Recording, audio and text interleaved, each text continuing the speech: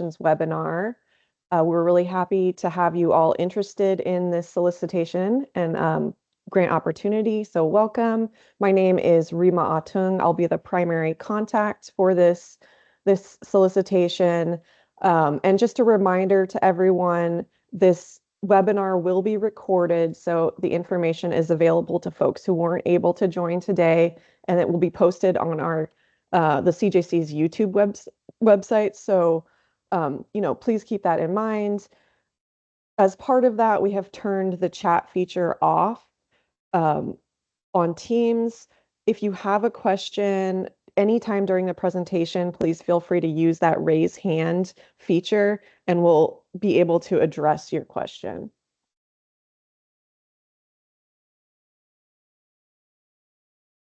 All right, let's go ahead and get started. So here's our agenda for today. First, we're going to do a brief overview of the Criminal Justice Commission and who we are. We'll talk a little bit about the Restorative Justice Grants Program and the background. We'll look into the operating guidelines. I'll probably refer to it as the RJ grant moving forward. So it's just a little easier to say. We'll look into more details on what is actually included in the request for grant proposals, and then we'll take some time for questions at the end in case anyone hasn't had an opportunity to ask during the presentation. So let's go ahead and get started. So first, the Criminal Justice Commission is a state agency based out of Salem. It includes both a 7-member body of appointed commissioners who are the folks that actually, make decisions about funding, some of the sentencing guidelines and other things. Those are appointed positions. There's bios on our website if you're interested to learn more about who those folks are. To support that commission, we also have the CJC agency itself, and we're an administering agency that's about 30 people, that's staffed by about 30 people. We work on research, we provide information to policy groups, and we also administer grant programs throughout Oregon that have to do with the criminal legal system and some of the associated other public systems in Oregon. So, just to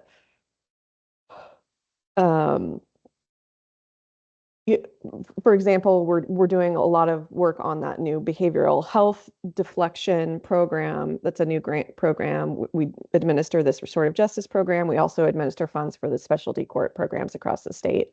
And the statutory purpose of our agency is to improve the effectiveness and efficiency of state and local criminal justice systems by providing a centralized and impartial forum for statewide policy development and planning. And that impartial piece is pretty important. We do try and just provide information and remain objective. So if you want more information on our agency, the website is included there. So now let's just do a real brief overview of the Restorative Justice Grant. This particular program was established in 2021 through HB 2204. And in the context of this grant program, the definition of restorative justice is a community-based alternative to the criminal justice or criminal and juvenile legal system that aims to center the needs of the harmed party, foster accountability within the responsible party without resorting to incarceration or criminal conviction. So this definition is very important to keep in mind as we move forward. So just, keep coming back to that. That is a foundational definition in terms of this grant program. In 2021, the program was $4 million was appropriated for the program. And then that funding went out to our initial, group of applicants and that are now our established grantees. And then in 2024, an additional $4 million was appropriated for the current biennium we're in now, the 2023-2025 biennium. And of that $4 million, about $1.3 million is available through this solicitation or request for grant proposals. I kind of use those interchangeably. I apologize. Um, so the 1.3 million is what we're talking about today. That is the funding that's available for award, and we'll get into exactly who is available to receive those funds and what we're looking for.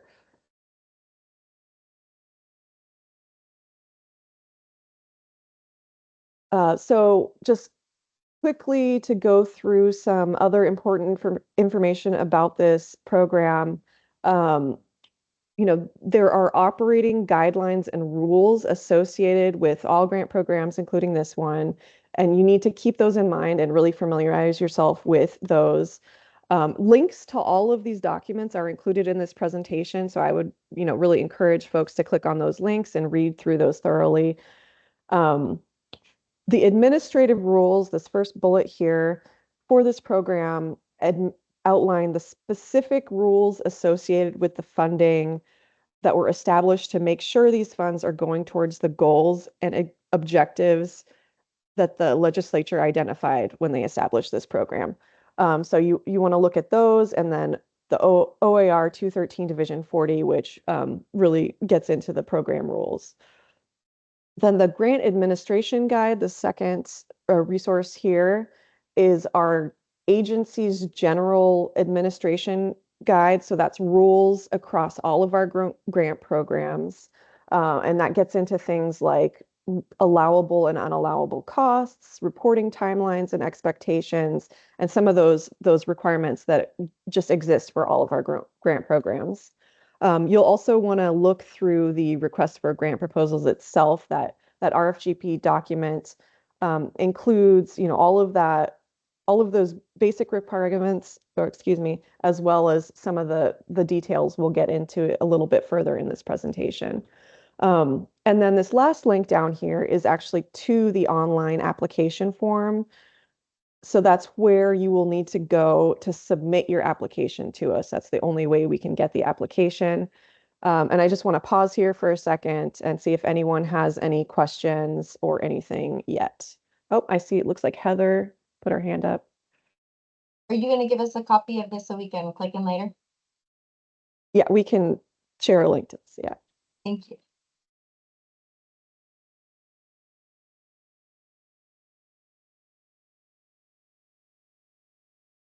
All right.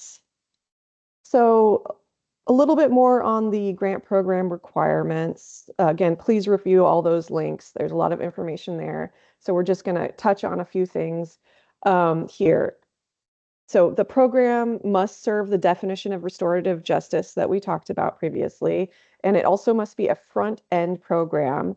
So that's pre-conviction, pre-adjudication, um, before an adult or juvenile is adjudicated. So we have this handy little map here that kind of shows the area in green are different points at which a restorative justice program under this opportunity might live. And then we have this nice handy red stop sign shaped thing at conviction and adjudication that shows, we're really trying to do the intervention before that point.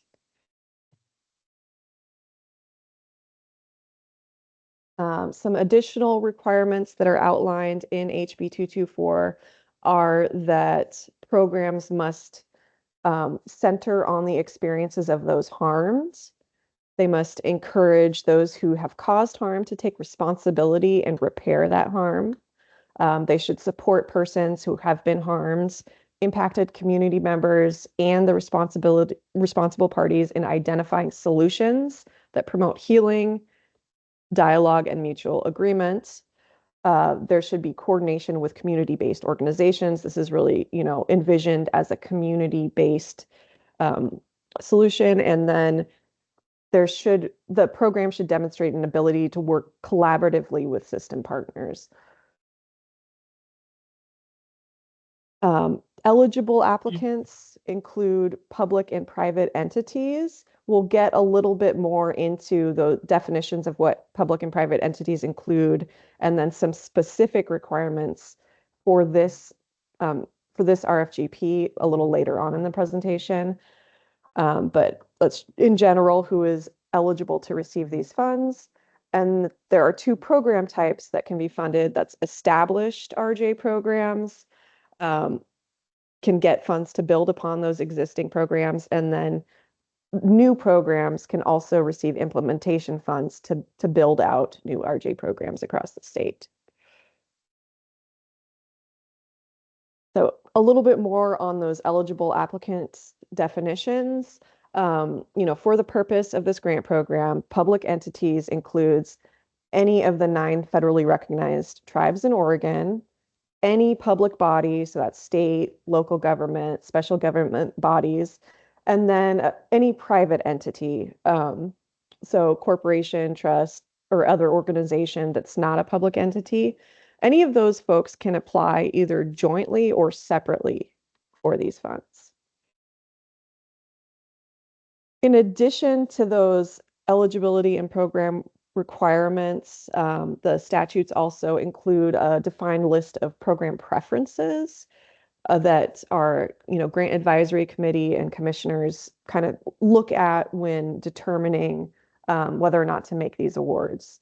So these are program components that were kind of identified as helping to make a restorative justice program successful and really supporting the goals and objectives of this grant program. Um, and those include, offering services to engage rural or historically underserved regions, offering services that are culturally appropriate, partnering with research entities. We always want to be collecting that data on how these programs are actually working and what their impacts are. Um, Programs that address cases involving person felonies or misdemeanors. Programs that address case types with a presumptive prison sentence. Um, Programs that provide those direct services to the harmed party and the person that committed harm, and also programs that do not disqualify participants based on prior criminal histories. So these are all components that a program could include and are encouraged to include and may be given preference, but they're not required like some of the earlier requirements that were mentioned. Any questions at this point? Nope. All right. We're breezing on through. So now we're going to get into a little more details of this specific request for grant proposals. Um, it's defined a little bit more narrowly even than just the general grant program. So we want to make sure that some of those differences are highlighted. First, I do want to point out the timeline for both the request for grant proposals and the project itself. So, we opened the solicitation last Monday, I think it was, on the 16th. Today's the 26th. This is where we are here, the webinar. We have our standard 6 weeks to do the application. So the applications are due October 28th. And after that point, we'll have a pretty short review time in which the grant advisory committee is going to review those applications and build their recommendations for who gets funded. And then sometime in November or December, the date's not set yet. We'll certainly update folks when we do get those dates, but those recommendations will be presented to the commission, and then they'll make the ultimate decision on who gets funded and authorized under this grant program. And then the project period, and we're going to reiterate this a couple times, but since it's 23-25 biennium funds, the project, we're at the end of that period. Project period is really short. So it starts January 1st, 2025, and the project period ends June 30th, 2025. It's 6 months. So, please be aware of that very short turnaround time and that very short project period. I do see a question in the chat, and that the question is, are nonprofits able to apply? And yes, they absolutely are. So just in case anyone else was wondering that, nonprofits are able to apply. Thank you for the question. All right, so, and I see a hand raised from Adam. Yeah, hi. This is probably a little bit further back, but I was just curious about what crime, where the dividing line is between the crimes that can be included, and you can use this approach, the restorative justice approach to avoid conviction. I'm assuming not violent crimes. You said person crimes or person felonies. So yeah, person that is under here, excuse me. Just go back to this is one of the program preferences is that the program addresses cases involving person felonies or misdemeanors. So this isn't a requirement. There isn't a specific requirement on what types of crimes a program focuses on, and we've seen a broad range, from lower level to even higher level violent crimes in some cases. So that piece isn't really defined, and it's very much up to the program what they're specifically trying to address, how they're specifically trying to structure, the intervention and how that fits within the overall restorative justice. Okay. It's not legally defined anywhere, like this can be used for these, but not these. Okay. Casey, please jump in if I'm incorrect, but I don't believe so. Hi, Rima. Yes, so Casey back here with the CJC.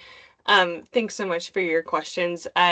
So you're correct, Rima. It's not legally defined anywhere in rule or statute. And I would say too, with many of the existing restorative justice grant programs, they may have started smaller and then expanded over time. So that might be something that you all consider is maybe beginning with like the low level stuff and then expanding over time. And I would just add too that it really depends on the community that you're serving and your relationships with your referral sources and the type of services that your jurisdiction would benefit from. So there's a lot of flexibility, and I think that ideally the grant advisory committee is definitely interested in some of the more serious level crimes because those are programs that are needed throughout Oregon. But they welcome, low level property crimes, just I would say very low level things as well. Yeah, thank you so much. Casey's our resident expert, so I might defer to her from time to time to help make sure we get all the information correct. I do also want to just remind everyone of this fun graphic here, because that seemed kind of related to your question, Adam. We're really looking at these front end programs before conviction or adjudication. So please make sure to consider that as well as the crime types. All right, I'm going to flip back to where we're at. Thank you for the question. Oh, actually, Laura also has a question. I apologize. Yeah, thank you. Going back to the timeline, I am wondering if we will be aware of how much money was requested in total before the final decision is made, or at what point will we have that information?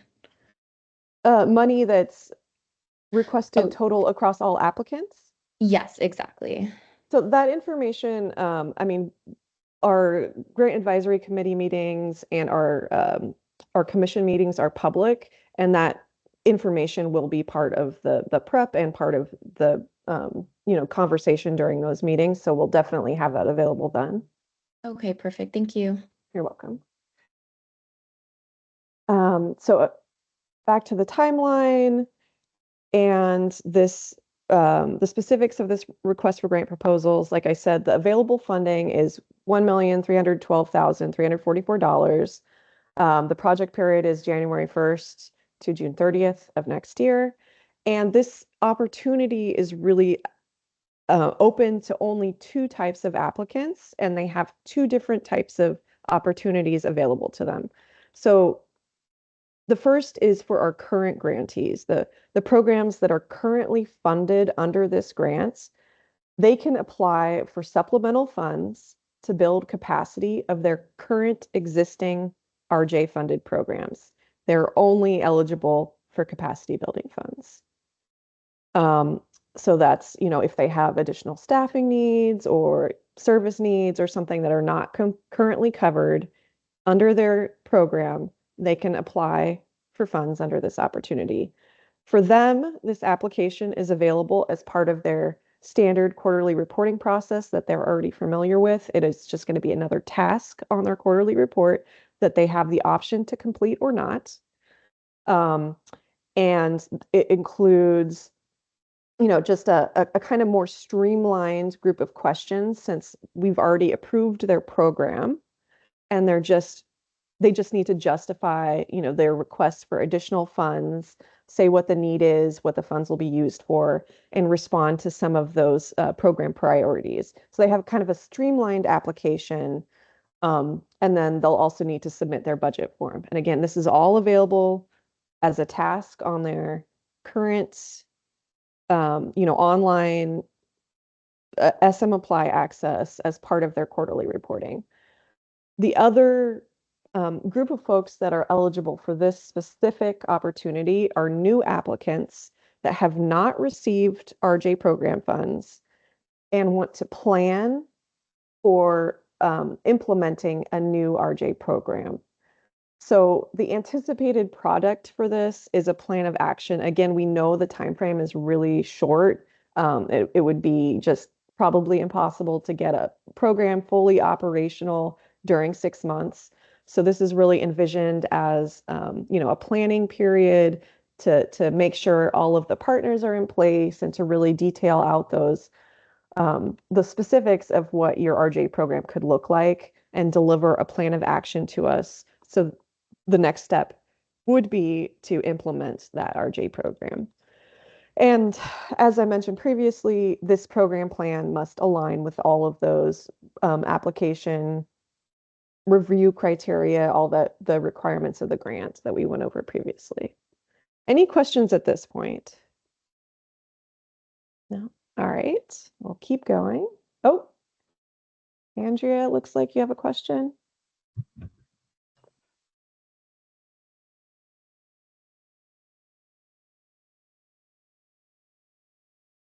All right, can you hear me now? Yes, I can hear you. Thank you. Okay. My question, I'm just thinking about this short timeline for new applicants, and I'm Yep. thinking about the spirit of trying to get more areas of our state accessing these funds and doing RJ.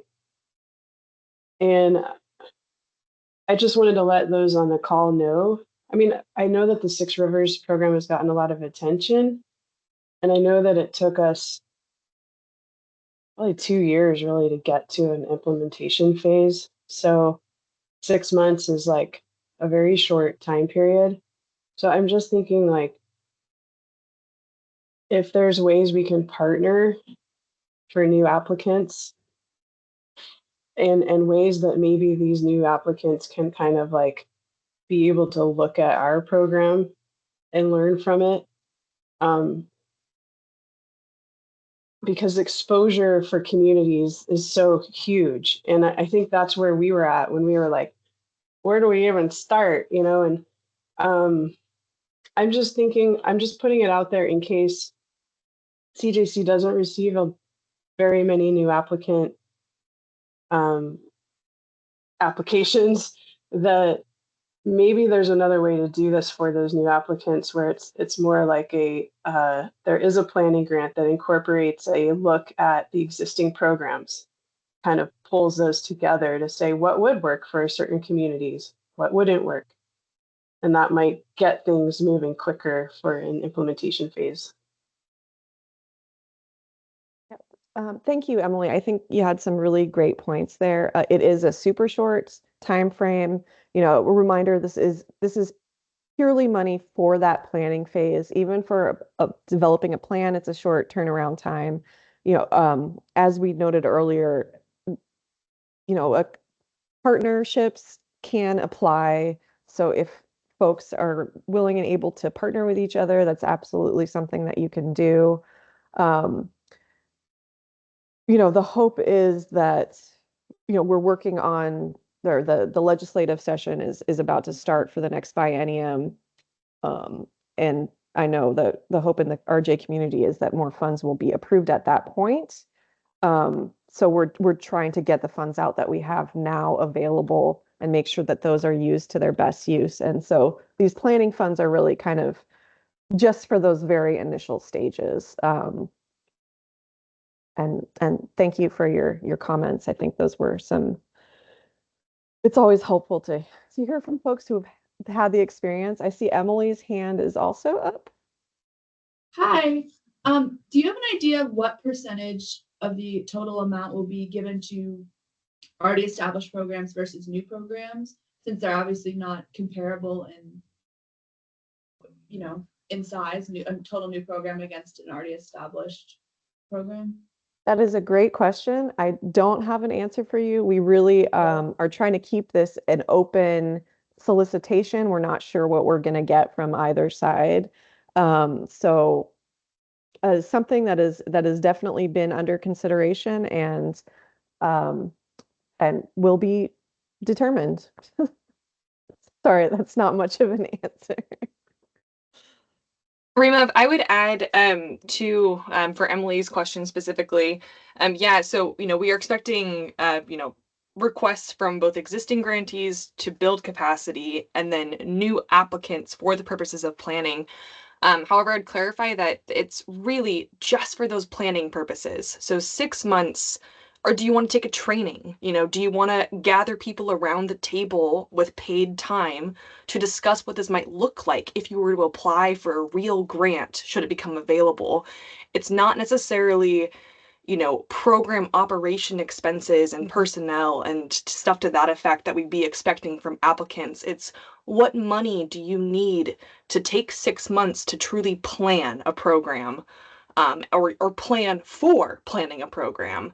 So very low level, if you were to deliver an action plan to the CJC in 6 months, what would it take? What kind of funding there? So I would expect that new applicant requests for these planning grants would be very low, not in the $400,000 to $500,000 range, because that would be a lot for 6 months of planning. So Emily, I hope that answers your question. Yeah, I think there's actually two behind the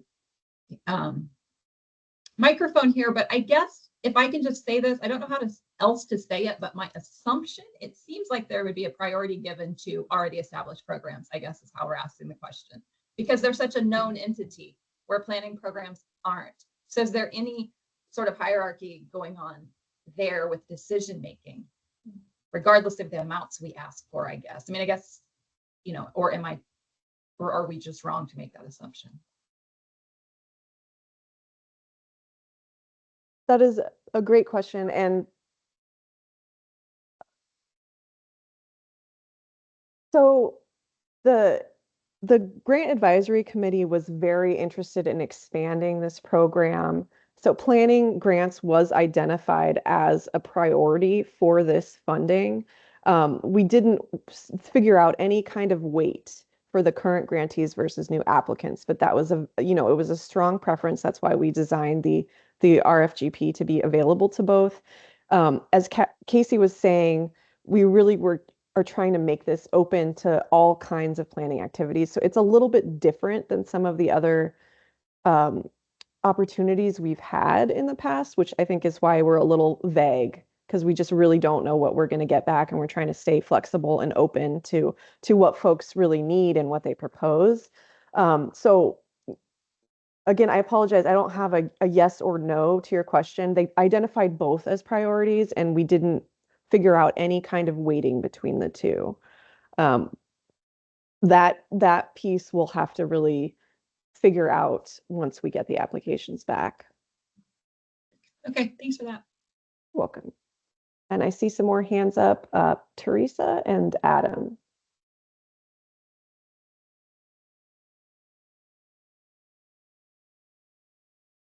Sorry, I was muted. No, it's talking.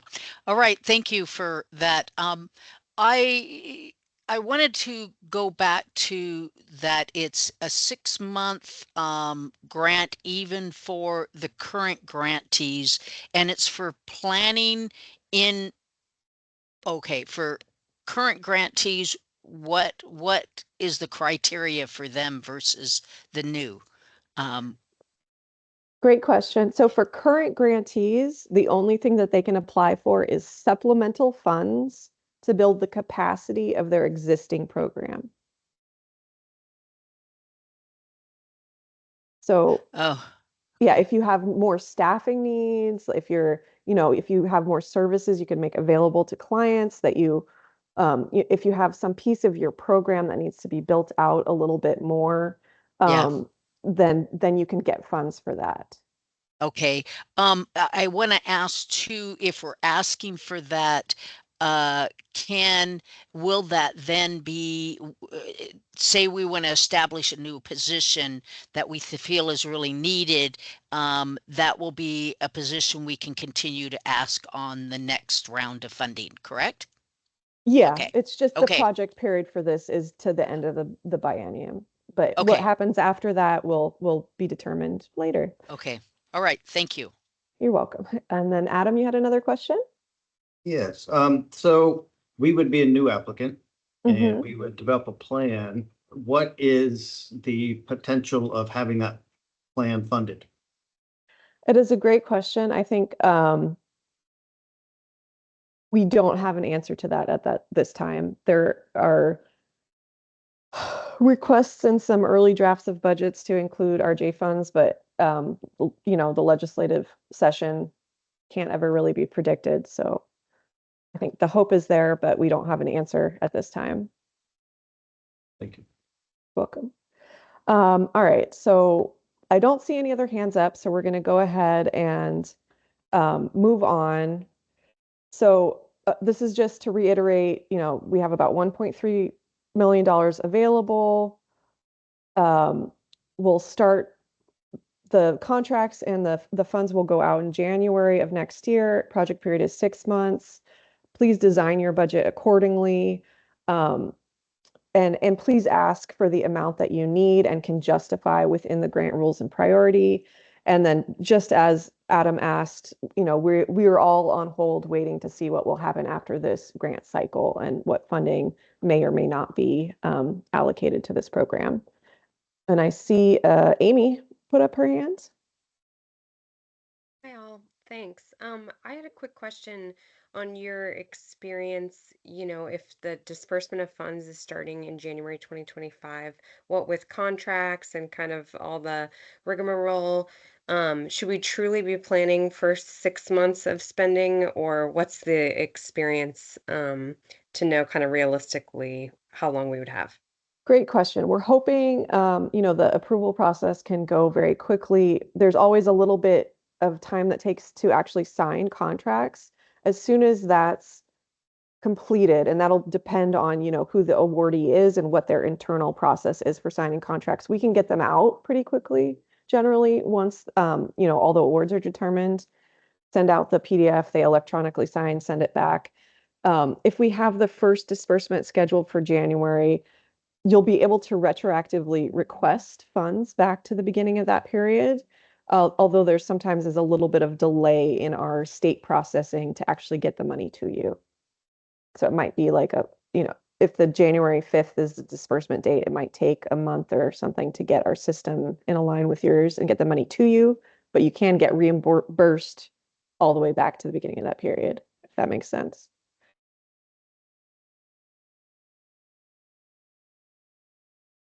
Did that answer your question? Yeah, thank you so much. You're welcome. Okay. And Adam, did you have an additional question or is your hand still up from previously? Sorry, still up. Okay, excellent. Thank you. So now we're going to get into just some of the specifics of the funding categories. These are all the allowable funding categories under this grant. So it's just your normal, personnel, contractual services, equipment, supplies, training, as Casey mentioned, administrative costs. And I actually just noticed a typo on here. It should be no more than 15% of your total of other categories. So I apologize for that. I'll try and fix that as soon as the presentation is done. And then here's some allowable and unallowable uses of funds. Again, please review our grant administration guide for a more comprehensive list. But in general, allowable uses of funds include, program designs that meets the rules, statutory requirements, follows the guidelines, and then the specifics of this grant proposal, or request for grant proposals, excuse me. Programs that serve as alternatives to criminal, legal, or juvenile adjudication systems. And that includes things like staff, contracts for professional services, partnerships with researchers, victim survivor services, and trainings or technical assistance. Some of the unallowable uses include, supplanting existing funds, employee bonuses, marketing or branding, which is specifically for, if you're preparing a product for sale or to make money off of. Again, please review that grant administration guide for a more comprehensive list of what isn't allowable. But those are just some examples. As mentioned, the applications will go through a review process, which includes our staff review. We'll look at the completeness of the application, adherence to the rules. And then after we've done our initial review and kind of packaged the information together, the grant review committee, or the grant advisory committee in this case, will also review the applications and make a recommendation on what to award. And then the commission then decides the final awards based on that recommendation and will authorize the new contracts with applicants. And Teresa, did you have another question? Sure. When you said that the supplementing, oh, yeah, I am on speaker. When you said supplementing existing funding programs for services, and I want to clarify, would that mean that if we have a program that's being funded by someone else, we couldn't bring that program in under the PCJP, or excuse me, under our existing program with the CJC? Because we're being supplemented by another organization on that program? So if I'm understanding your question, you have an existing restorative justice program that includes a partnership with another agency that Yes, does their own right, services? right, Okay. right. And that we have money coming from them. And so I wanted to supplementing existing funding for programs so it wouldn't allow us to fund that program that isn't It being, okay, it could, if that's a part of your, if that constitutes an expansion of your existing program and you can justify the relationship and of how it relates to your program, how it will supplement those services okay, already being provided, then okay, it could fit under this. okay, thank you. Yeah, you're welcome. It depends on what it is, what the program component would be that you're adding, and how it fits with your existing program. Okay, great, thank you. You're welcome. So now we'll get more into the contents of the application. Like I said, the current grantees have kind of a streamlined, shorter application that just includes a cover sheet, the applicant eligibility questions. So that's one question that kind of gets into the program proposal, the capacity building that they're asking to complete, and that's about 500 words. And then they'll have some short answer questions about the program priorities. And then they'll also need to upload their budget sheet to show, what funds they're requesting and what they'll be used for. Like I said, they're for capacity building funds only for those current grantees. Then for new applicants, they have a very similar application, but I just wanted to point out here in this program proposal, this second or the first bullet under the second bullet, there are additional questions to get more details about the planning project that you are seeking to undertake and how that fits in with those the grant requirements. So that section's a little more detailed, and then you have kind of the same set of questions about program priorities. and of course the budget projection sheet. So now we're going to do an application walkthrough for new applicants. So if you're an existing applicant, of course you can stay on and view all this, and you know, if you have any additional questions, we'll be happy to try and answer. But this is really, we're going to kind of go into the details of what the application looks like for those new applicants. And Emily, you have a question? Sorry, I have one more question. If we're Sure. current service, if our program, we're current service partner, but we all have our hands in different RJ things around the state. Is there any reason that we can't apply with a completely new planning grant idea? Is there any conflict there? So are you the primary contracts agency for an existing program? Okay, yeah, then I believe you should be fine. Okay, thanks. Mhm.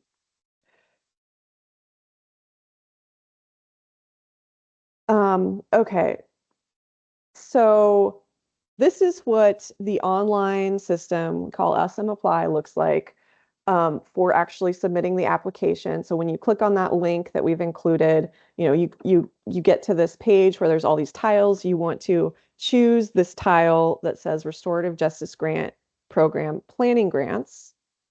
Again, this is only for those new applicants. And you'll have an opportunity to, you know, click to log in or register for an account, and then to click this green button to actually apply. And that will bring you, oh, there's our arrows that show us clicking. This will bring you to this screen, which shows, you know, has the review and submit buttons on the left side, you know, gives you the application information and shows the different components or tasks that you need to complete to be able to submit the application. So the first thing I want to point out is if you have more than one person or more than one agency that needs to log in to access this application, what you want to do is on the lower left side here, click on this Add Collaborator button once you've established your primary account, and it'll bring up this box where you're able to add email addresses of other people that can then log in and access that application. And you can choose the type of access. Probably most of you will want to do this view and edit, so other folks can then go in and make edits to the application. And then you would just click send invite, and they'd gain that link to access. That's very important to note. And then, so now we're going to kind of talk through, not all the way through, but just give you an overview of these different tasks or components of the application. First, we're going to look at the cover sheet. So when you open that up, you know, it has the information, asks what kind of entity is applying, your name, and this very important question underneath that asks if you're a new applicant that intends to plan a restorative justice program, you have to select yes. Otherwise, you're not eligible for this type of funds under this RFGP. So please make sure you do that.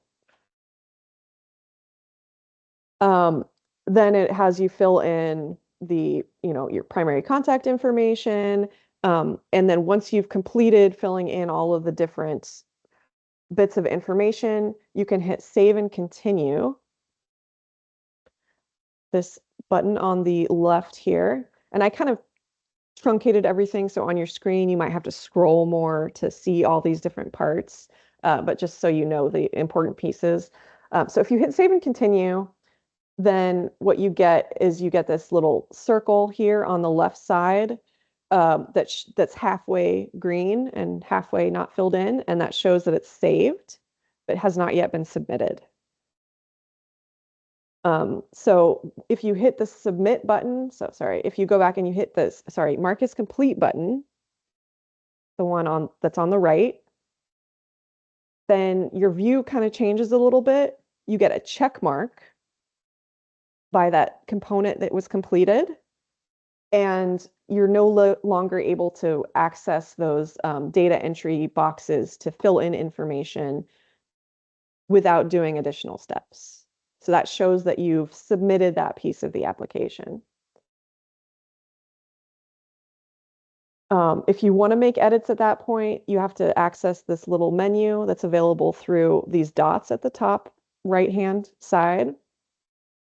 And you'll get a menu that says download, reset, edit, and you can click edit at that point and go back in and make changes if you need to. Once you're done and you've completed everything the way that you want it to, then you go and click on the top left-hand side to this back to application button, and that'll bring you back here and show you completed this piece, and you can move on to the application questions and the budget. So just again, a couple samples of what the application questions look like.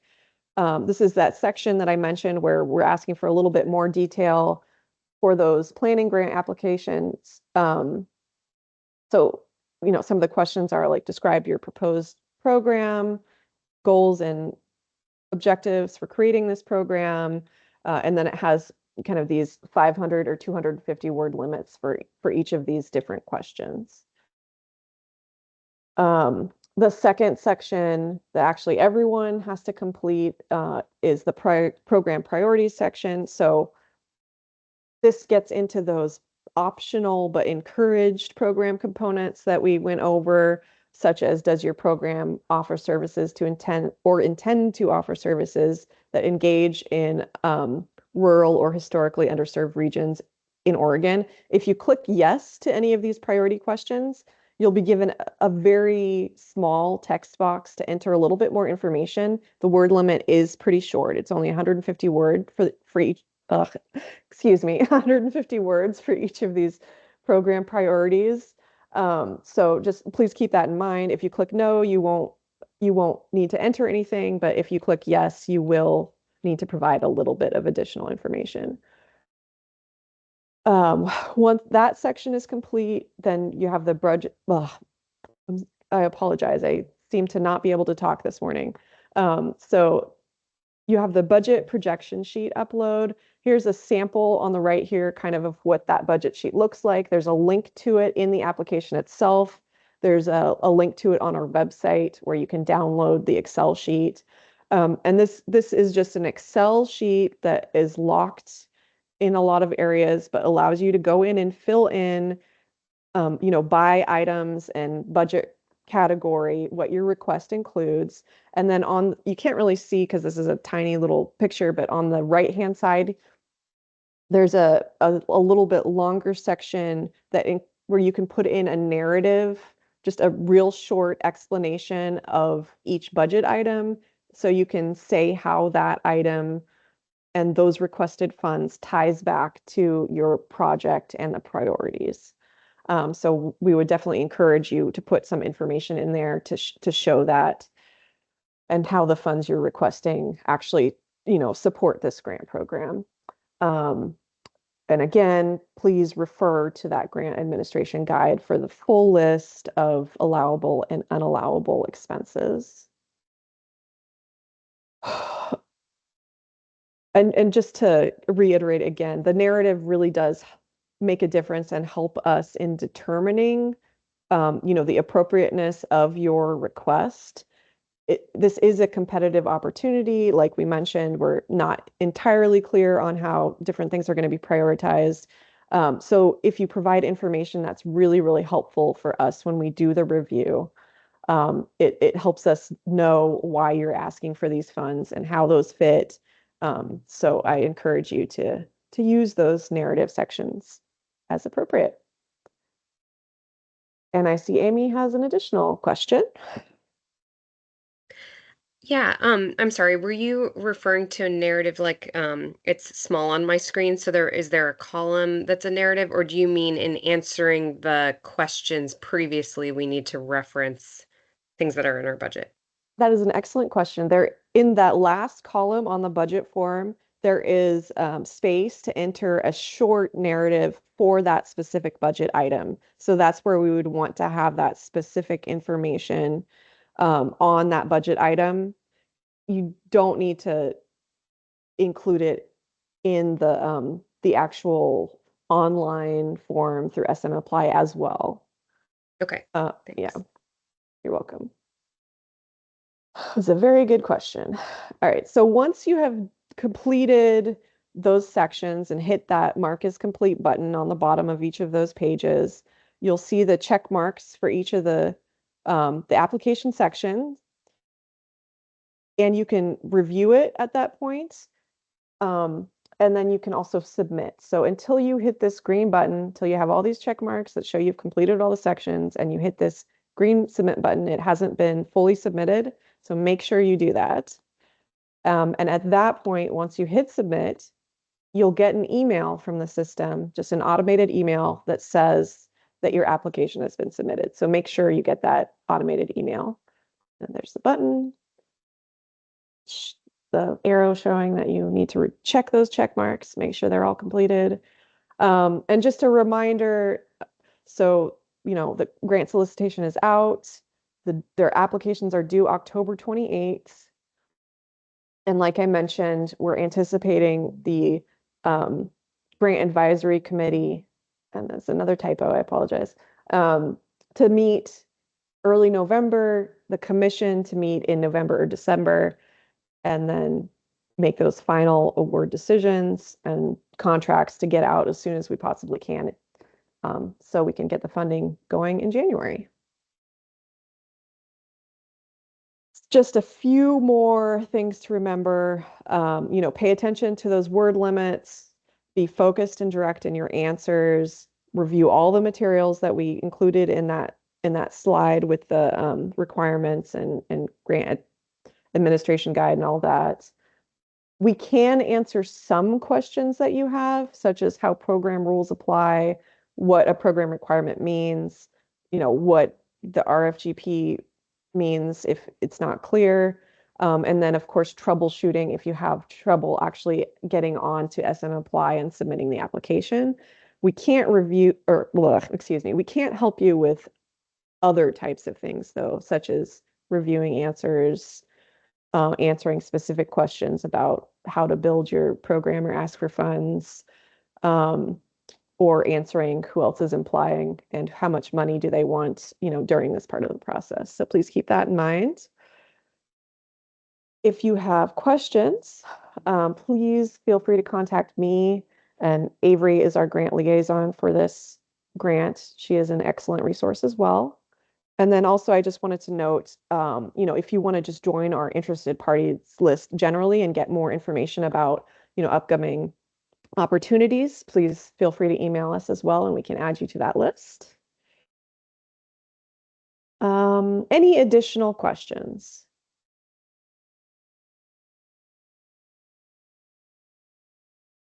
I don't see any. We've actually gone a little over time. Oh, Adam does have a question. I think I'm behind Eli. Okay, Eli, sorry, I didn't see your hand first, but please go ahead. Okay, it was like a tie. If we do not have an existing grant, so we would be coming in through the planning grant, but we do have an existing RJ program, and there's some implementation work that we'd like to do. It isn't. I'm sort of getting the sense there might not be room for that kind of thing with this current funding opportunity. We really have to focus on the planning piece. Yeah, it is very focused on the planning piece. If you have a component of your program that isn't planned out, it could be eligible. We didn't disclude existing RJ programs that aren't funded. So if you've already done some work, that doesn't disclude you. But the purpose of these funds is really to plan to expand the reach of RJ programs across the state. Got it. Yeah. Got it. I actually have one other question. So our program it's a school for kids with behavioral disabilities, behavioral issues. And so the RJ program really is focused on serving the kids that come to the school. They're referred from districts, from around the region. But it's not, it's focused on serving students within the nonprofit school that we're running. Is that a fit, or is that sort of outside the scope of what this fund is for? you didn't say anything that I think would exclude the program from this opportunity. So, again, I would just review all the program requirements, and if your proposal fits under those, absolutely apply. I think the grant advisory committee is pretty open to any kind of proposal. That being said, again, look at those definitions. The purpose is really Mhm. to avoid the criminal justice system, both juvenile and adult. So, look at that map and make sure that it fits under that and fits under the program requirements. But Okay. it could. Okay. That sounds good. All right. Yeah. Thank you. And so Adam was next, I believe. Oh, I had the same question as Eli. Okay. Amy, Hi, two quick questions. One, sure. in the application portal, is there the option to upload additional like supporting documents or letters? And would those be taken into account?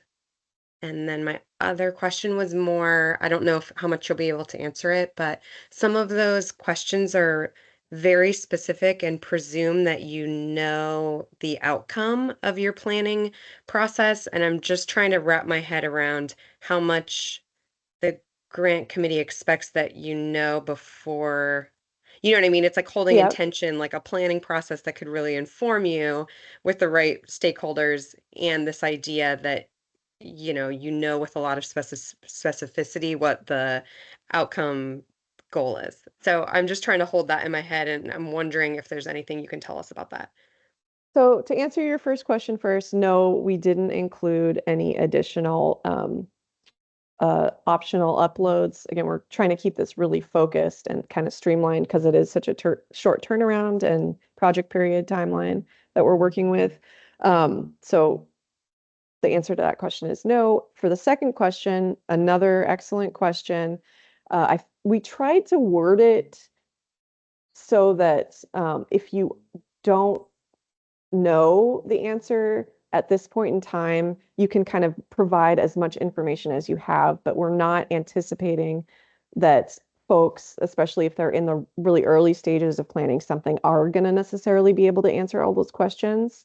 I think the intent was that we may have applicants that are really early in the stage of planning and applicants that are a little further along, and we would just want to get as much information on how they align with, those requirements and goals of the program as we can, but we don't anticipate that you're necessarily going to have the answers at this point in time. Thank you. You're welcome. Anything else that folks are wondering at this point? All right, and again, I'm just going to share these program contacts in case other things come up that we can answer. We're here to help if there's confusion or anything like that with the grant program or RFGP requirements. We really appreciate your questions and your engagement today. Those were some great additions, and thank you for your attendance. If there's nothing else, we'll go ahead and conclude the meeting, and please feel free to reach out to us. And we look forward to your applications. Thank you. Thanks. Have a good one. You too.